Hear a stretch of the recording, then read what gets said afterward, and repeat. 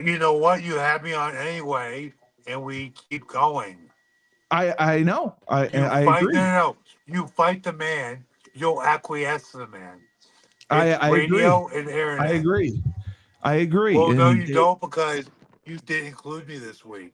no, I agree. And Dave had said the same thing. And what we would do would just go to YouTube and not use Facebook. We And you don't, should we have don't, done that. we don't need, Like we don't need Facebook. I'm genuinely offended by this. I am too. I was genuinely offended. I Well, was really clearly offended. you're offended. I was very offended I was very that, offended. that they continue to single out our show.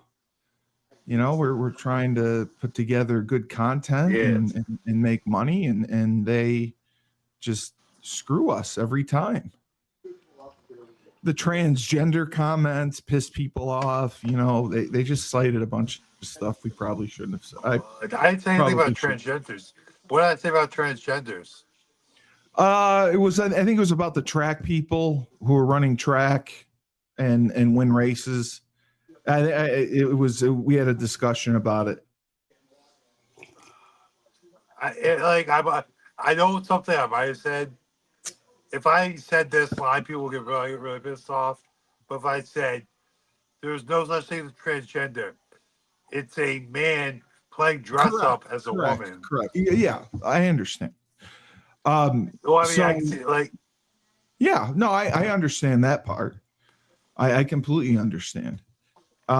They just it was just a surprising amount of complaints, and the viewership ended up going through the roof, which was also surprising. so the So viewership went to the roof, no, and this you week it did. excluded me next week. This week it did. So now people are watching because people get angry. We are angry. We You're are angry welcome. people, and we almost got thrown off radio in Worcester. So that's fun too. Um, yeah, the we almost got the FCC censored us. I think Ernie got fined because they missed Yeah. cutting out um, cutting out a couple f bombs. That was the big thing. All right. Oh, I can see that Yeah. I mean because I'm that's usually like half the bag for Rebel Radio. a couple of them got missed, and I think that upset people All right. too. So Steve, But it here's was the thing: great. you could just had this conversation with me instead of like texting it like an asshole. Well, Like you realize I don't really you have could have just answers called me. for you. You That's could have my just that's my called me. point. I don't really have answers. I'm just going by what I'm told. I couldn't really like. There's But you nobody. could have just said "fuck the man" You and it had me on anyway. you can Like say fuck the had me man. on. But Dave was worried about being demonetized. That was his biggest concern. But it's That's fine. It's fair. fine. It's But over. I'll fucking kill you niggers. It's over. You can't say I'll that. kill you niggers. We can't talk about trans people. Yes, we and did. Fuck those we love niggers. them too. So we Um, know they're so, men play dress up as women. all right. So to start, again, we're here for the MMA report with Yeah. Tyler. So we gotta talk about John Jones, obviously. Well, yeah. Can I get? We have to thank our sponsors, Procyon Partners, top Well, we have 50 the air right fastest now. growing companies in the nation. Yeah, we are now. Oh, sorry. They specialize in wealth management, employee benefits, and retirement planning.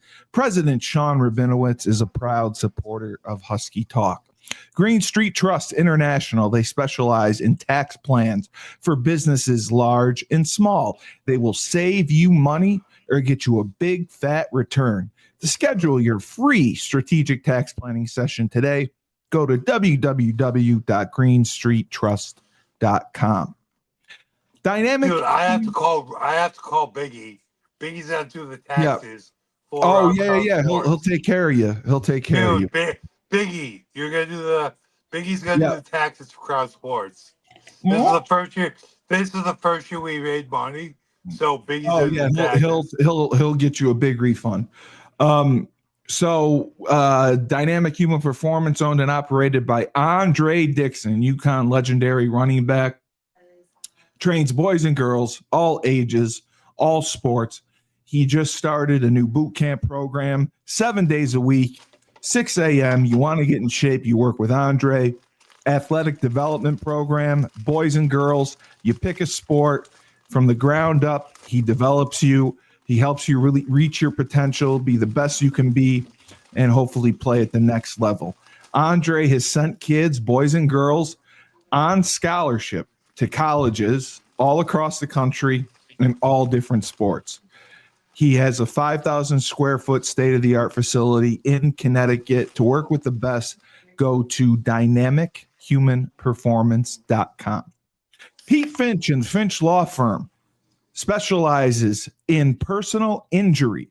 If you have suffered a slip and fall, a construction beam fell on you at a site, your mother-in-law tried to run you over with her car, and in a new case, your wife tried to stab you, the Finch firm is for you. He's out of Bridgeport, Connecticut, and he has fought legal battles all across the state. He will get every dollar that you deserve in compensation and then some. So go to thefinchfirm.com.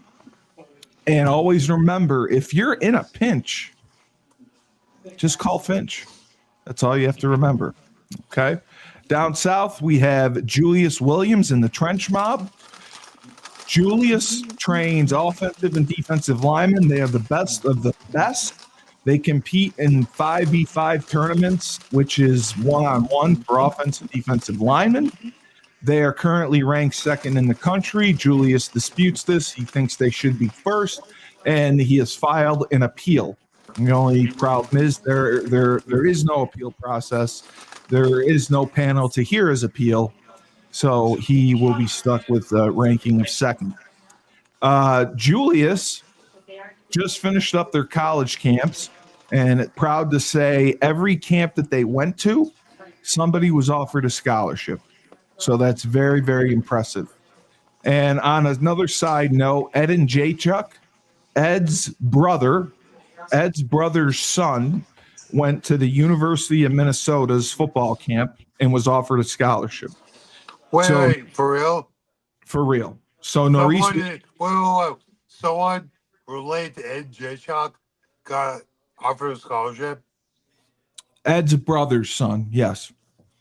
We said the same thing. Ed's nephew. Ed's nephew.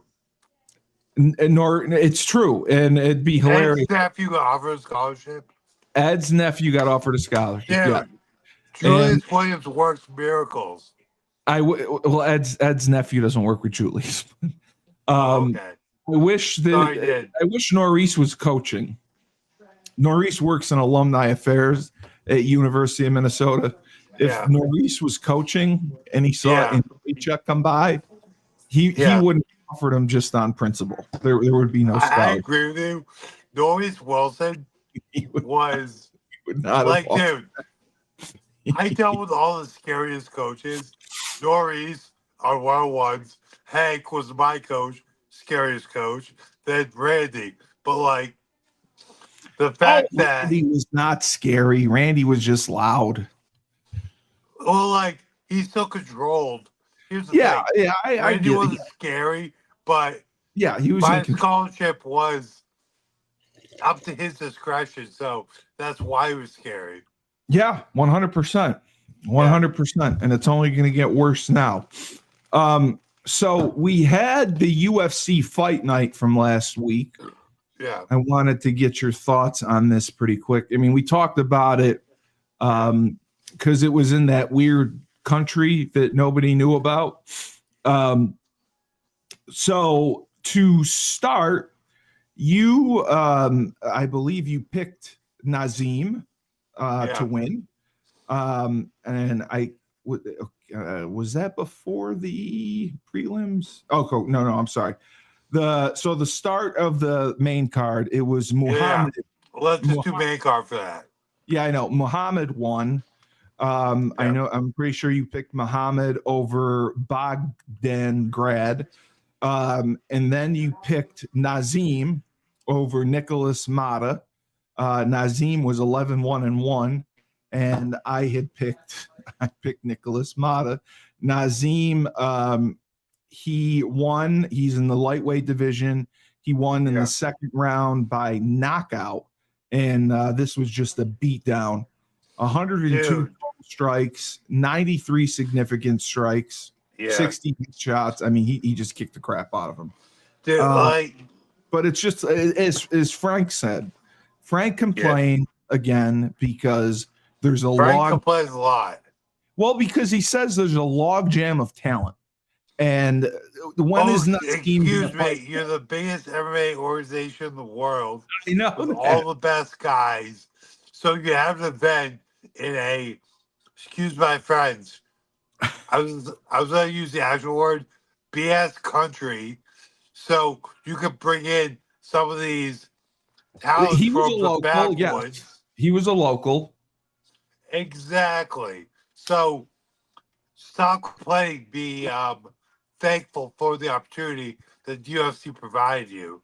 Well, I mean, it's just that Frank said that he believes for the sport, it's tougher for the casual fan to get into it because there's names that they don't recognize, names that they don't know.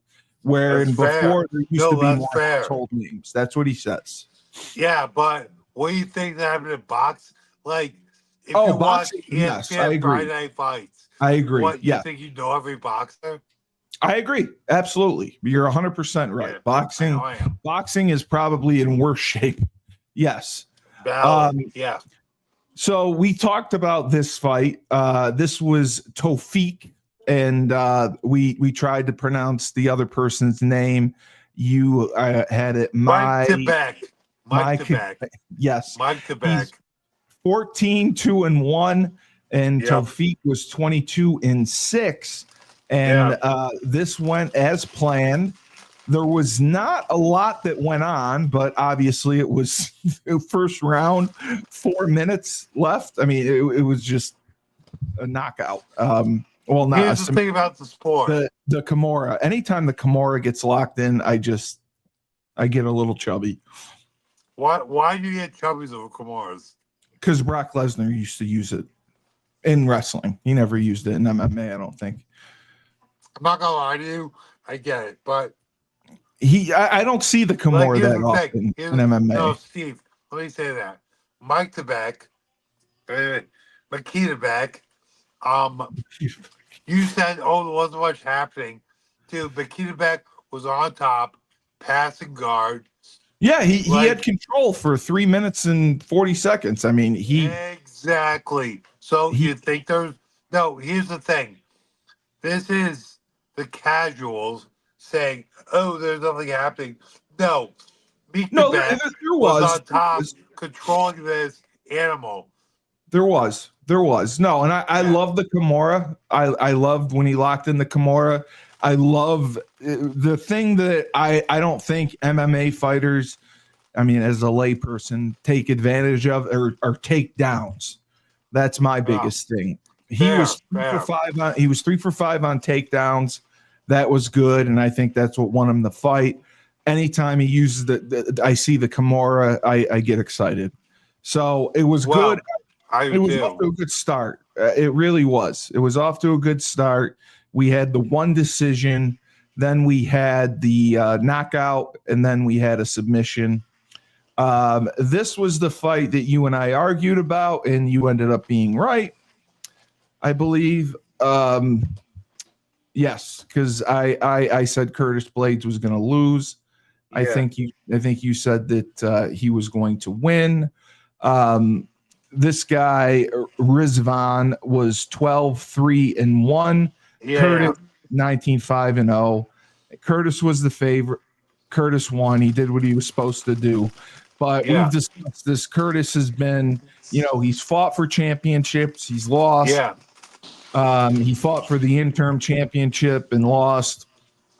So, again, I mean, if I'm Dana White, if I'm the matchmaker, I don't know what to do with this guy because he's so inconsistent. And he's older now. I believe. Where do you see him going from here in a heavyweight division that is now a smorgasbord of a mess? I mean, So he's only 34, but he's like you said, like he's not inconsistent. he's He he's 32. smashes everybody except if they're like top three. The only Well, guys that mess him up are like, excuse he me. beat Aspinall back in 2022. No, I he give did not. well, it says Aspinall on beat his here. ass.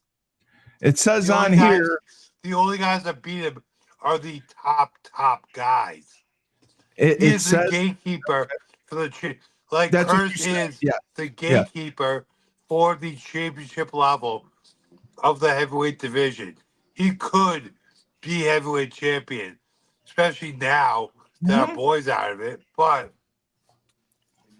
No, I feel bad for Aspinall out of all this, but let's not get into that. We'll talk we about that will. later. We'll talk But about it later. end of the day, Curse Blades. He got the I decision don't here. give a F bomb who you are. He is a top 5 heavyweight. Top 5 like heavyweight. Oh, okay. no, Are top you 3 counting? heavyweight probably. Like Are you counting PFL right now too? oh yeah, including PFL, he's top 5. Like Curse would probably Okay. be PFL heavyweight champion. Okay. Probably, Okay. probably. Like Okay. the only guys that beat Curtis are the creme de la creme of the heavyweight division. Yeah. He's the gatekeeper of the top 3 of the championship. But I'm telling you, according to ESPN, it says he has a victory over Aspinall back in July of 2022. Do you believe that to be true or not? It was on a UFC fight night, July 23rd, 2022. 2022, I actually think that might be a thing. But since then, Aspinall's knocked Curtis out. No, Aspinall's been a beast. I agree. I agree. Like, if that happened in 2022, yeah, I'd believe that. Like, I'd go back and look.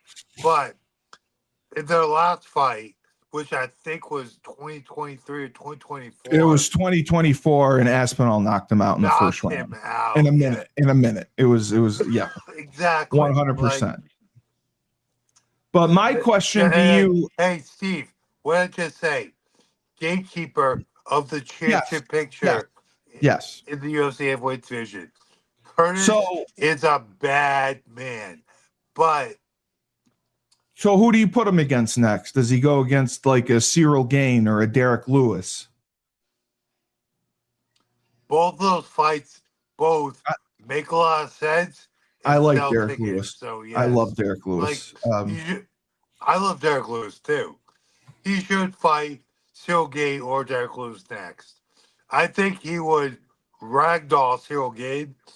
I think Derek would knock him out though. Well, you think he'd ragdoll Cyril Gane? Oh yeah. Cyril's grappling sucks. Wasn't he the champion at one point? Interim champion. He was the interim champion at one point. Yeah. Okay. So that happened. And then the semi-main event was another decision. Rafael Fiziev, he defeated Ignacio Bahamas. 30-27. Wow. 30-27, 30-27, 30-27. What did I tell you? Cross the board. What did I tell you? You did pick this. Yes, yes, you did. You did pick this. You said this guy. At the end of the day, Rafael needed a get back fight. That's what I mean, his was this the guy who had he had lost 3 in a row going into this, and he got the win. He needed this. I mean, this was but look at the names. I know the names that he's against. Look at the names that Fiziev lost to. Yes, I see that. Justin Gaethje, he lost to twice. He beat Rafael. He fought Gaethje twice. Yeah. I'm sorry. I don't care who you are. What does M decision mean? You fight Gaethje twice in 3 fights. I don't Wait, care. do you That's know like what? shortening your lifespan. Do you That know will what shorten your lifespan. M decision means? I've What? never heard that before. Majority decision. Majority. Majority decision. Yeah. Oh, okay. So it's not a split. What's the hell's the difference between a split decision and a majority decision? One judge decided it was a draw. The other judges picked for the other guy. That's I got majority you. decision.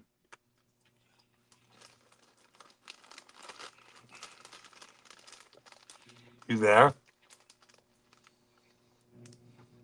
Yes, Steve, I'm you here. okay? Yes, I'm here. Give me 1 Okay. second. I'm trying to get this for Dominic.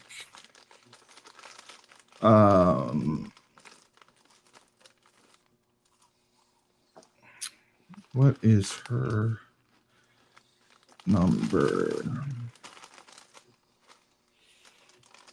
Okay.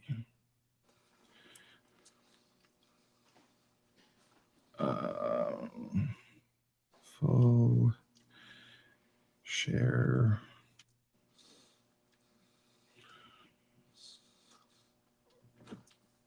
Tell Dom I said hi.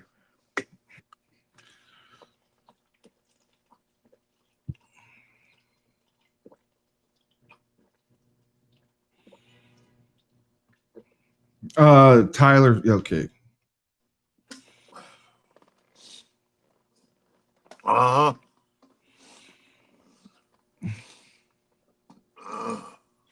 I apologize. For,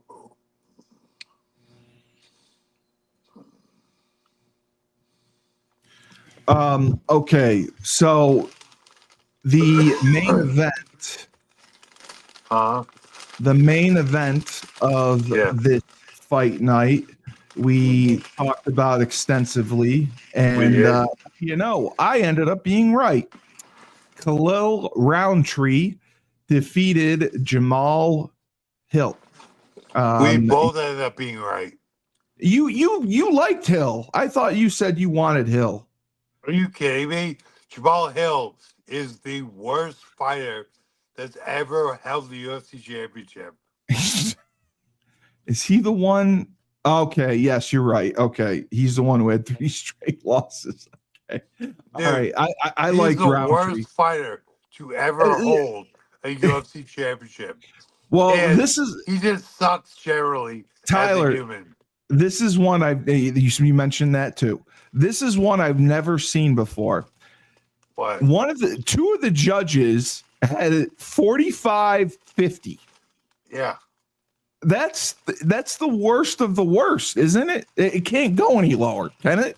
Yeah. Listen, I feel like Jamal abhorrent. lost. In my opinion, Jamal lost every round. Why did he even make the trip? He's a former champion fighting a former championship contender. Khalil's got a giant cult following right now. Like, he's in the top 10. He the does. Fight made sense, but He's 35. it was a bad dude. The fight was a bad matchup for Jamal all the way. Yeah, you're right. Khalil is he's 4-1 in his last 5 fights. His only loss was to Alex. Who's his one loss to? Alex. It was to Alex. You're right. Exactly. You're absolutely right.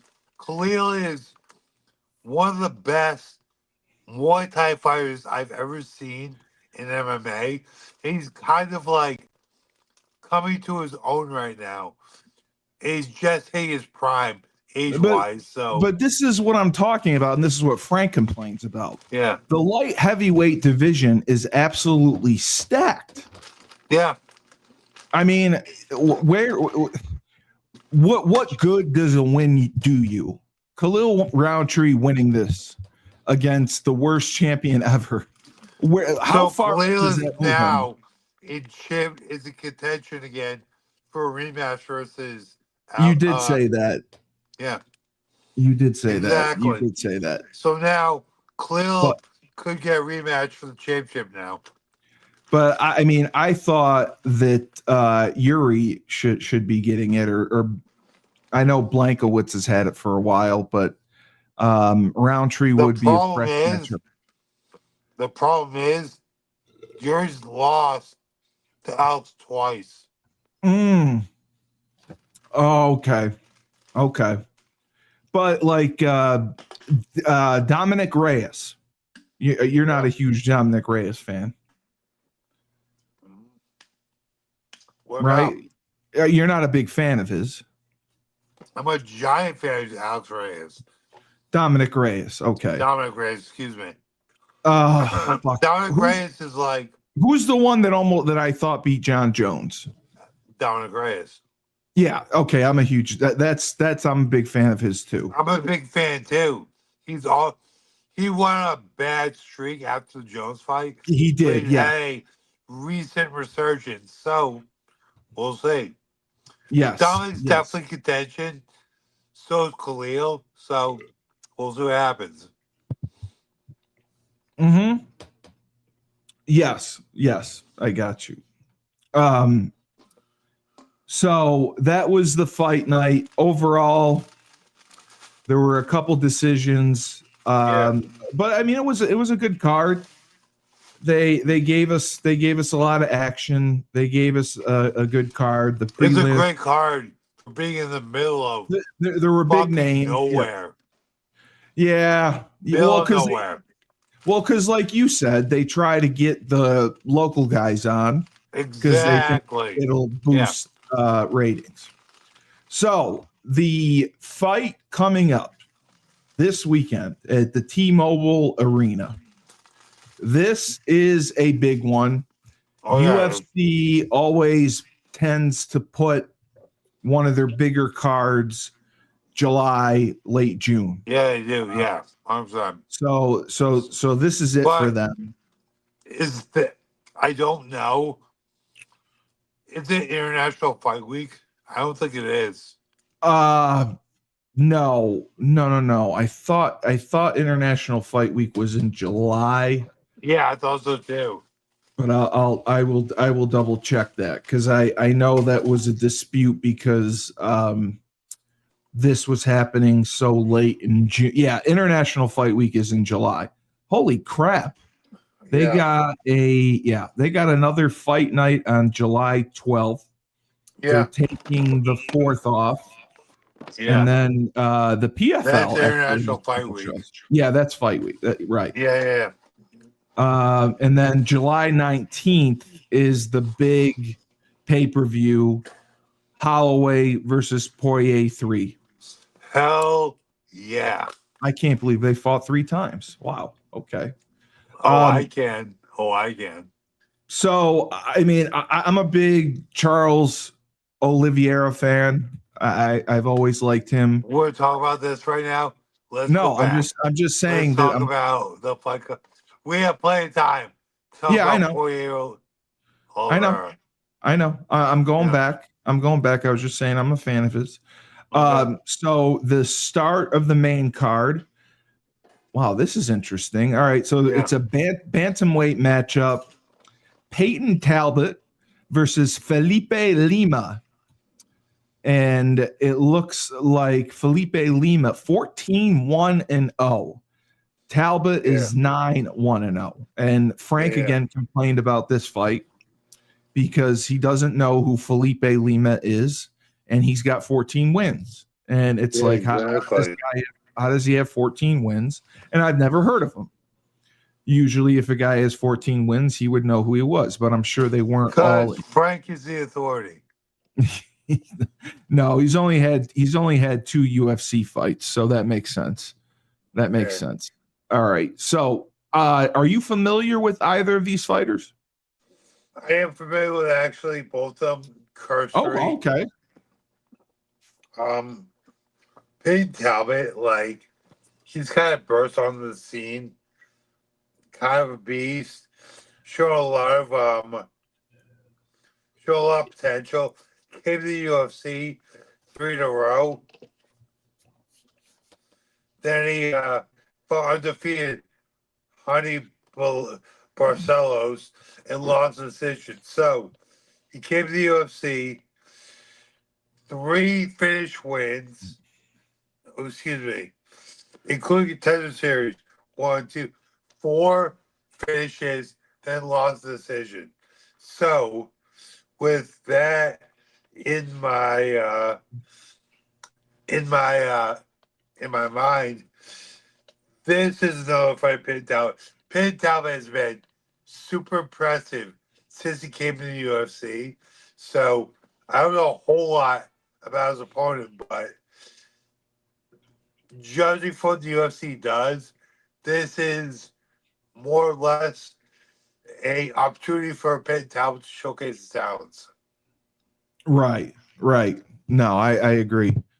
And that would be good to see. The bantamweight division needs that, and I think it will be a good fight. Well, I mean, do you honestly, believe in Lima being the favorite? nah, like I like Talbot in this fight. With that being said, Okay. the bantamweight division has kind of become like it's a lower weight division, but it's become one of the glamour or more pay attention to division of the UFC since Sugar Sean won the belt, and then Barab took the belt off him, then defended the belt. This division has, in the last 18 months, become very compelling. And these guys at this weight class, this is such a talent loaded division. I mean, Payne Talbot is, if he wins this, the UFC's going to push him towards a fight with Marab, most likely. Right. And really, you think they'd put him right up with Marab?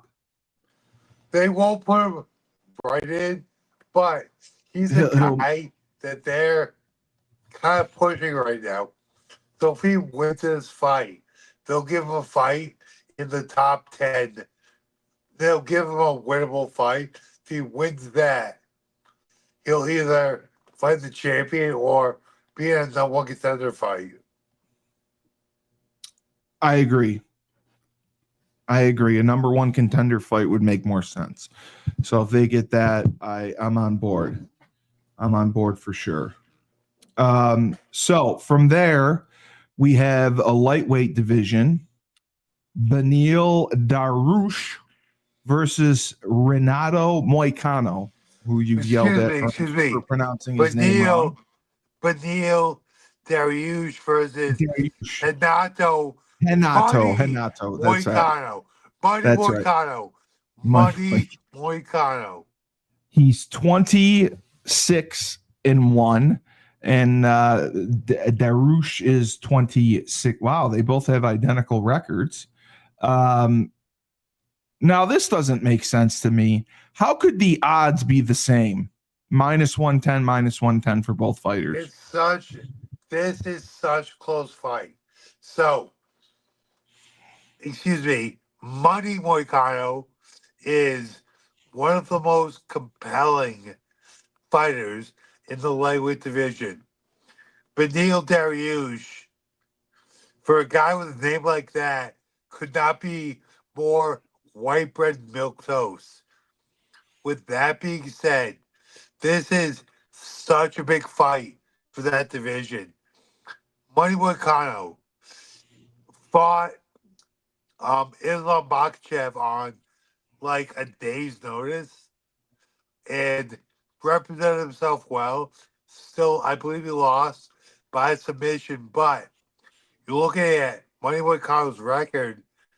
His only loss is to the champion. Beneil is a good fight. No, excuse me, a great fighter, but sometimes Beneil's like watching paint dry. So this is such a huge fight for the lightweight division. The winner of this fight will fight for the title next.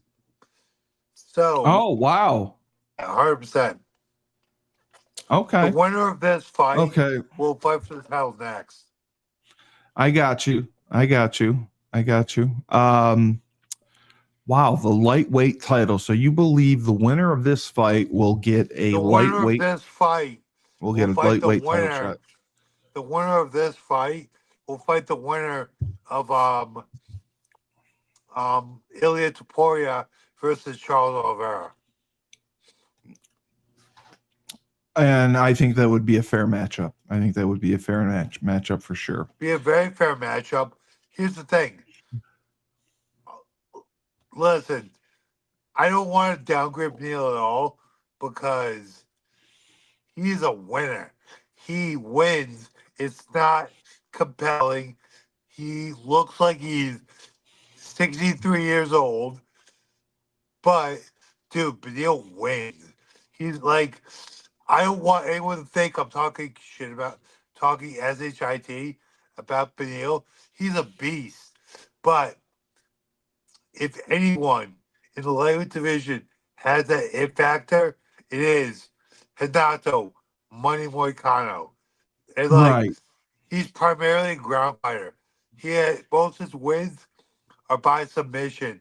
Dude, that guy is such a beast, such a game fighter. Um, Listen, like this fight, honestly, this is a pick a fight.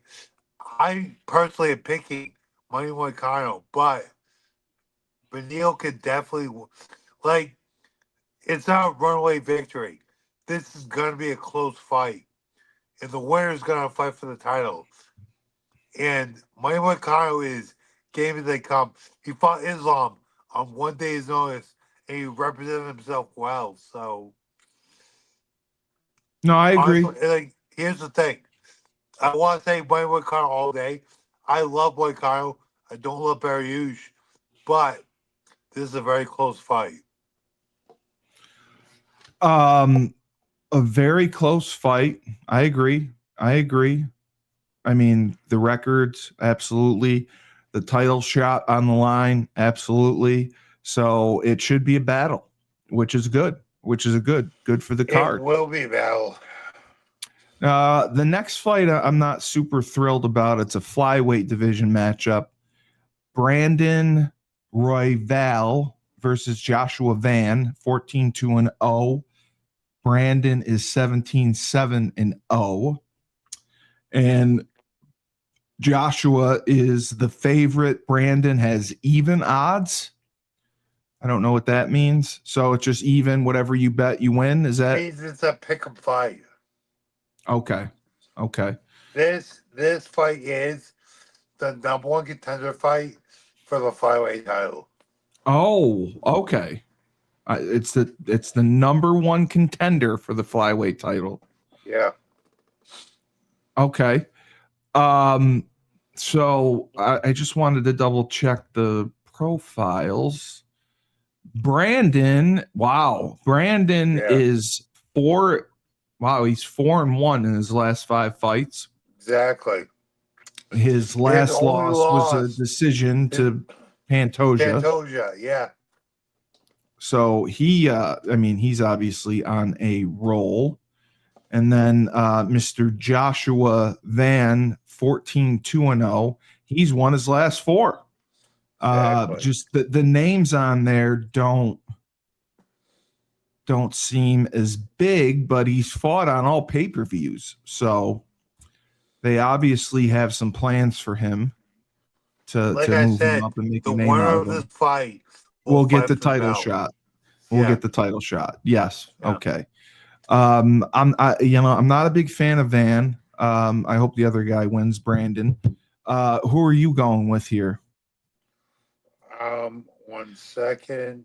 I mean, he's 5'5". I mean, I am fully going with Royval. And I don't like it.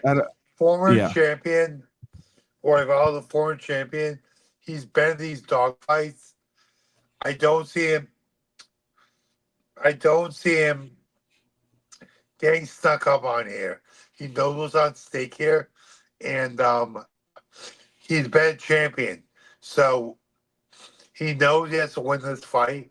to get back to the championship, I expect Roy Val to win soundly. Okay. I think he will too. I'm not a big fan of Joshua Van. I know he's won 4 in a row, and he's fought on all UFC major pay-per-views. 306, 310, 313, 316. I Yep. mean, he's not afraid to fight. God bless him. But I think he's going to run into a train, and that train's named Brandon Royval. So this is the flyweight. I'm looking at the flyweight. Wow, the flyweight division. What? Yeah, I'll ask you about that after. Those tiny men are super competitive. No, I know, but it doesn't seem like there's that many. Like Demetrius Johnson's still listed in the top group, but that's ESPN. This is the guy I like. I've seen him fight. I've really liked him. Kai Kara France. He's fighting Pantoja. And Pantoja's the favorite, obviously. Yeah. In this flyweight title matchup. 5'5", 124. And Kai's 5'4", 125. Is 125 the cutoff for the weight limit? Yes, it is, Steve. Jesus, wow. He has had 4 successful title defenses. That's impressive. That is freaking impressive. So this guy, it's my fault for not knowing, my ignorance, and he's on America's Top Team, my man. Yeah, I love what's his name, Dan. Who's that? Dan Lambert. Dan Lambert, love him. Yeah, Dan Lambert's the absolute man. He is. Dan Lambert has done more to advance the sport of MMA than anyone. He has. Other than Dana White. I didn't know that. I didn't know. So Dan Lambert's been involved with MMA for decades? Oh yeah. He runs American Top Team. Yes, which is one of the best. Dan Lambert is probably the one man outside of Dana White most responsible for the advancement of the sport of MMA. You're kidding me. No, more than the Faridas? More than really? Dan freaking Lambert? Dan Lambert. I mean, when I say Dana, I include the Fertitas. But okay. Yeah, other than Dan and the Fertitas, Dan Lambert is probably the most responsible for the advancement of the sport. But Dan doesn't have money in the company, right? Dan Lambert or does he? American Top Team. I know that the part. Biggest camp in MMA. Dan Lambert is also a billionaire. Like, he is financially independent. He has done more for the advancement of mixed martial arts than anyone outside of Dana and the Fertitas. Well, let me ask you this, because you and I are both wrestling fans, and I was trying to show the picture of us from our Survivor Series escapade. One of the best pictures ever, by the way. It is the best picture ever. That's the best picture ever. It is. I should get it blown up. Yeah, you should. So Dan Lambert is that important to UFC.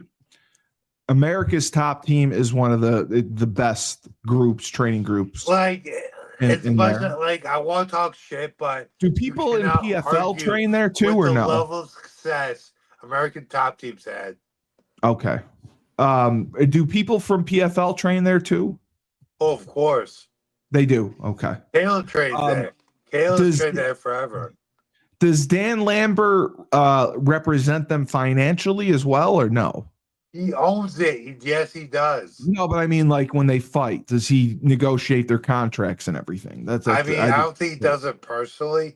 He probably has a company that does it for him. But yes, he's involved.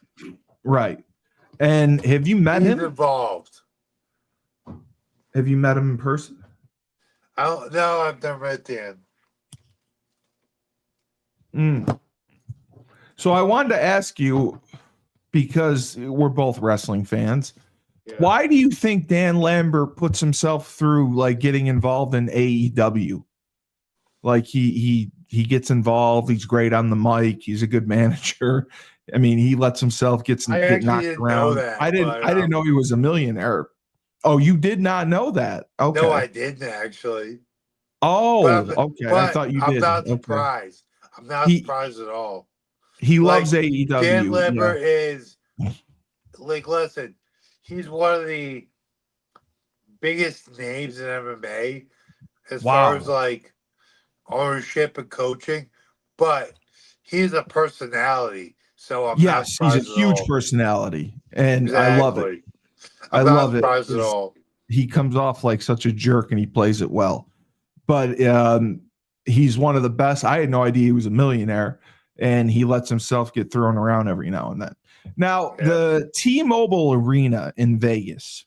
Yeah. It's not that big, is it?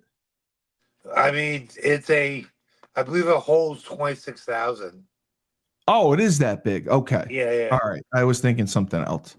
Okay. I'm sorry. I was thinking the Apex Center. What does the Apex Center hold? Like I think like 3,500. Okay. All right. It's that small. Yeah. All right. So the main event, Ilya Tuporia, Charles Oliveira. Yeah. And this is the lightweight main event. The lightweight, yep. Ilya has been belt. It's vacant? Yeah. Oh, I thought okay. Islam Makhachev vacated the belt because he's moving up to fight Jack Della Maddalena. That's right. We went over that. That's right. Okay. So Ilya's won 5 in a row. He's been on all He's UFC. won 16 in a row. He's undefeated. 16 in a row? He's undefeated. He's 16 and 0. I'm sorry, 16 he's and 16 and 0. 0. Yeah. Holy crap. His last win was in October of 2024 against Max Holloway for the championship, which he obviously lost. So he was the UFC featherweight champion. He vacated his belt. He's moving up. Yeah. Okay. So that's when he won it. Then he vacated it. Okay. So okay, now he's moving up. So what is this? Is this considered a championship fight? No, it is a championship fight. Islam vacated. So now because he vacated it. Okay. So he vacated to move up. So Charles and Ilya are fighting for the vacant 155 belt. Wow. That's huge. That's huge right there. Now, a lot of people were clamoring. Poirier, Gavey, maybe they should have been in the discussion. Do you agree with that or no? I mean, it seems pretty cut and dry to me. After his devastating loss to Max Holloway in the BMF fight, he represented himself so well when he fought Rafael Fiziev, but it was a decision. It wasn't enough to put him in this fight. Charles, though, former champion. Yep. Charles Oliveira is an all-time G in the fight game. He fights anyone, anywhere, anytime, and he's never gotten destroyed. He always fights. He's only 3-2 in his last 5 matchups. He's fought though. I know. I see who he's fought. He beat Chandler, which was huge. Yeah. And he beat the former champion. Or no, he lost to the former champion, but he beat Gavey. So yeah, I agree. He fought some top contenders. But in your opinion, would you have picked him for this matchup? 100%. 100%. He's the number 2 lightweight in the world, bro. Over Poirier and Gavey, you would have picked him. Oh, Again, because Gaethje that's was the coming argument. off one of the worst knockouts you've ever seen. Yeah. Then he That's- beat Fiziev. And honestly, Yes. Gaethje looked so good versus Fiziev, but it was The decision. It was the decision. if he had knocked Fiziev cold, maybe, but Yeah.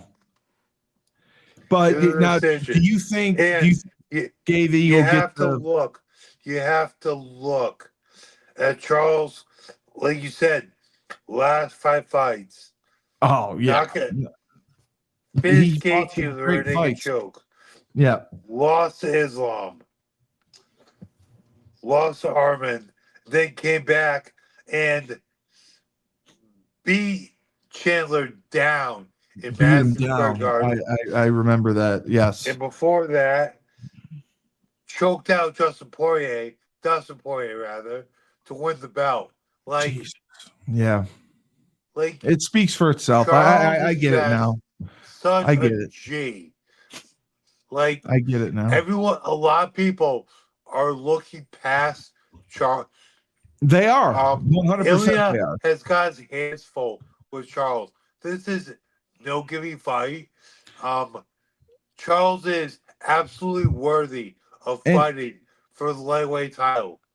Ilya, though, I mean, Ilya's he's one of these undefeated. guys that could be the next Connor. Like, he's one of those guys. I think that's a compelling. bit premature. He's But interesting, and he's got the fight chops to back it up. So we will see. But and Charles is only 35. I thought he had more mileage on there. He's still young. like, that's the thing. Charles has been around forever. He has Yes. fought Yes. everybody. Yes. Like, Yes.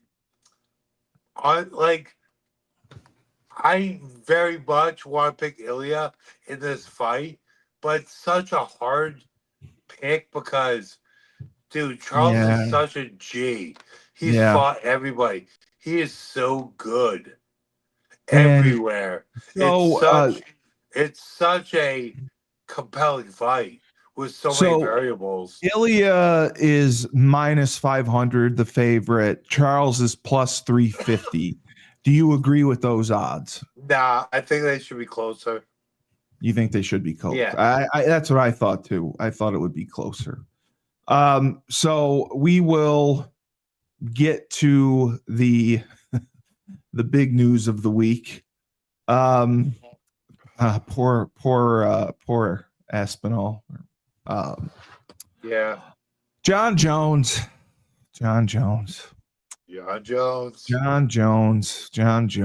Poor Aspinall. He waited and waited and waited and waited, and he just wanted to get paid, and he would have made his fortune, and now he doesn't get to do that.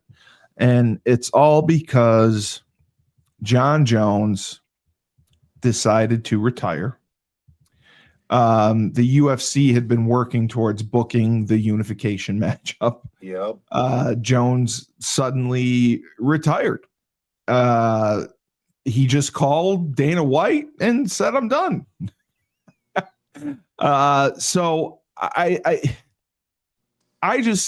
think the move to heavyweight, he never really was into it. I think he did it because he felt he had to. Because he just dominated everyone at light heavyweight. Nope. Dude. No. So, John do you think he was afraid of Aspinall? Man. People think he was afraid of him. John is not a small man. Not at all. So, cutting weight as you get older, takes more out of you. So I think that definitely played a part in it. But I'm sorry, dude. I've trained with John. I have never felt someone stronger in my life. I'm talking like my NFL days, doing one-on-ones with, excuse my French, fucking Leonard Davis. Leonard Davis was not as strong as John Jones.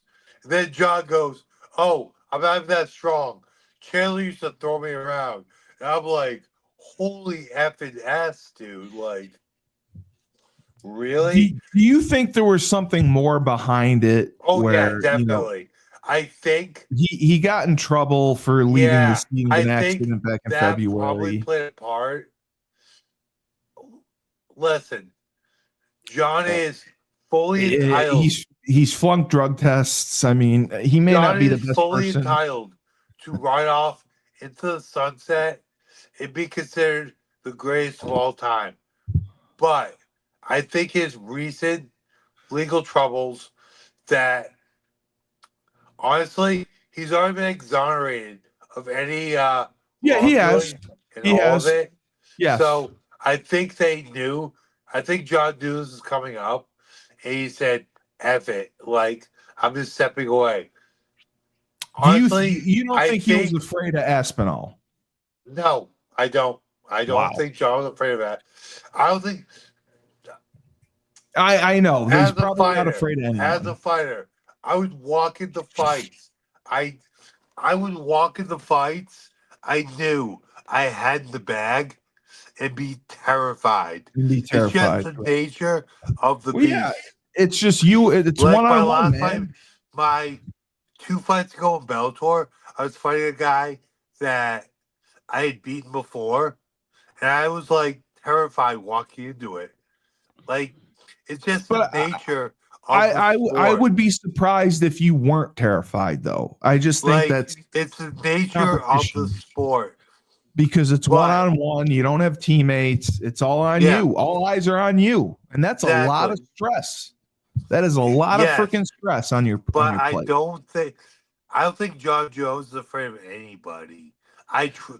Dude, I'll agree with that. I don't think he I don't is think. either. I But don't at know the that end of the he. day, I think he saw the storm coming with all the legalities. He said, "I'm just gonna dip out for a while." I would not be surprised if Tom Aspinall defends his belt. Then he's gonna fight John. Then John's like, "Hey, I want to come back." I Well, would like not I be said, surprised. they should have rolled the Brinks truck back to his house and just paid him. They Everyone's got a price. from what I understand, that was already the case.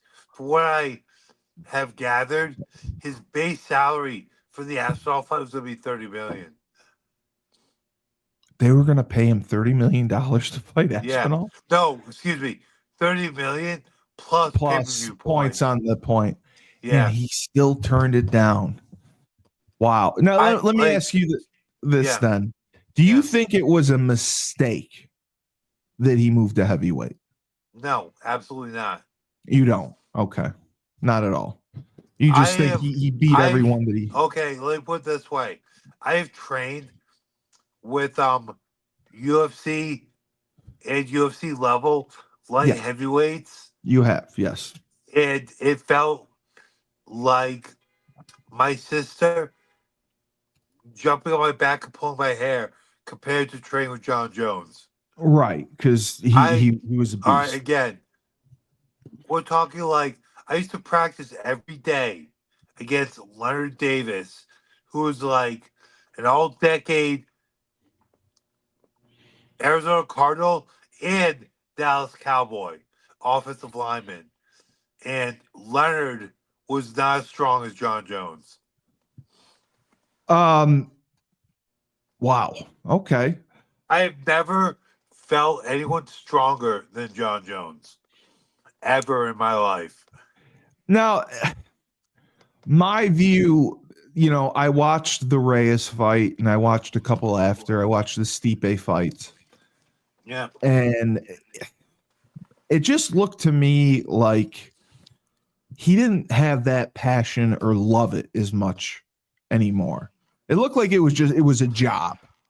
Like I don't he know. viewed it as a job. I don't know if John ever loved it, but That's true. dude, John has always been such a bad mother effer Yeah, yeah. that he was like, "Oh, I'm fighting guys for money and I'm better than anybody else. Okay, cool. Like, it wasn't so much he loved it. It was like, He was just oh, great at I'm it. really good at this, Yeah. and I'm getting paid extreme riches for it. Cool. Do you Like, think people resent that he retired? of course they do. Like, I like. Here's the thing. Here's the thing. I resent it. Like, I want, dude. You think I didn't want to see John Jones as Tom Aspinall? Are you kidding me? Like, listen, I want to see Stales race. Of course, I want to see John Jones versus Tom Aspinall for my own selfish, personal entertainment reasons. But Of course. at the end of the day, listen, John wants to retire. He can.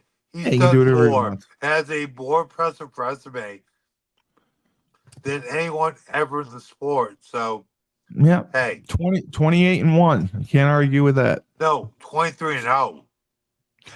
23 and he's 23 and 0 in UFC. All right. His one loss, those one loss to? I do know who his one loss was to. His one loss to Matt Hamill by his qualification for illegal elbows. And Matt Hamill was I dead. love it's still on there. Was dead. I Dead love it on the ground under John. I love how it bothers you so much. It's still on there. It doesn't bother me. It doesn't It does bother me. you because they're Like, never at the end going of to the take day, it off. it doesn't bother me.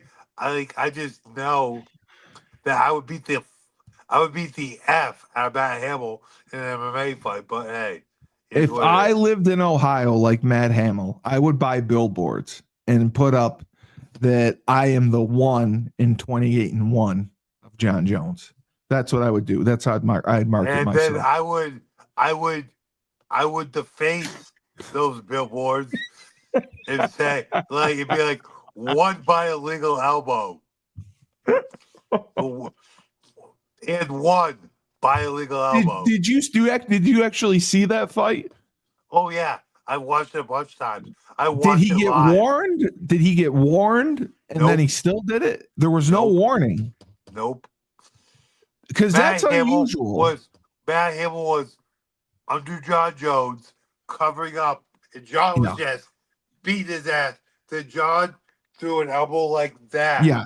Yes. Threw a 12-6 elbow. But you're not. Listen, Matt was already dead. Yeah. Matt was dead. And then, you want to hear the funniest part of it? The ref stops it, like timeout. And then Matt's laying there on his back. He thought he was dead. Blood pulled in his eyes. So he's blind. So he can't see anything. And the ref goes to him, "Are you done?" Yeah. And I'm the only person that thought, he can't effing hear you, idiot. That was you. That's what you thought. Nope. John, so Matt was done. Matt was already deaf. He was blind from the blood. His eyes were filled with blood. His eyes were closed. I shouldn't laugh. His eye sockets were full of blood. So he was deaf and blind. And the ref goes, "Are you done?" It was Steve Mazzagatti, the worst ref of all time. So yeah. And can you explain to the layperson why John Jones despises Herb Dean so much? That I'm not sure about. Okay, you're not sure about that one. But okay. I mean, sorry about that. Has to be because of something that happened in a fight. Right. I don't know the specifics, but yeah. And what's also interesting on this card, there are no female fights. I would have expected a female fight or two, and there is not. So is this International Fight Week? No. It's not. It's next month. But there's usually a female fight on the main card. They try to get one on there. There is one on the prelims, and there's one on the early prelims, but that's it. Well, sorry. Well, I'm not gonna get 2 seconds right now, but I'm only asking. There's only fights are more entertaining and more compelling. There's only 4 female divisions, correct? Strawweight, flyweight, bantamweight, featherweight, right? Yeah, you're right. Okay. And the last thing I'll ask you is PFL has been struggling as of late. They've been losing money. Ratings have gone down. Do you see them surviving another year or two? Do you see them closing up shop? What is your prediction for PFL? I mean, it was a good concept, and I really enjoyed watching it. Do. Listen, know what they're not doing?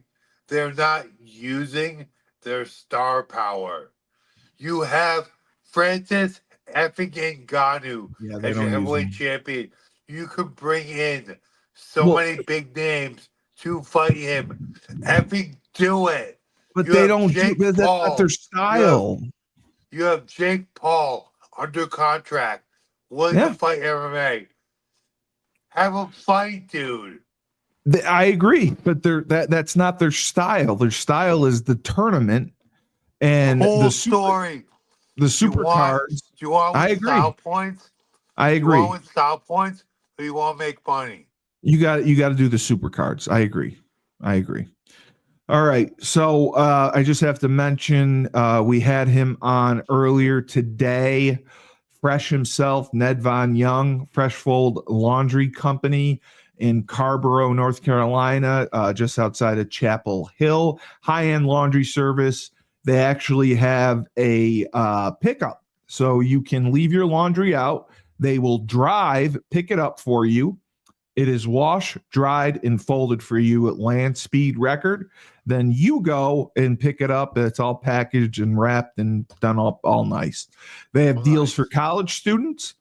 They have a subscription model, weekly or bi-weekly, which also includes the pickup service they offer.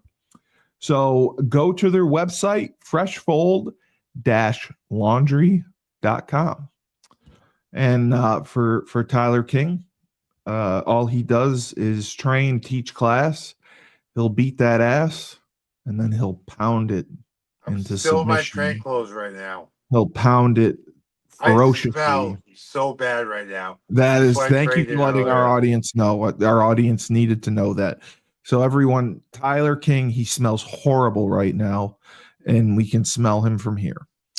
I am Steve Cully, the best podcast host in the universe. Remember, when life gives you lemons, don't make lemonade. Take 2 oranges and you can throw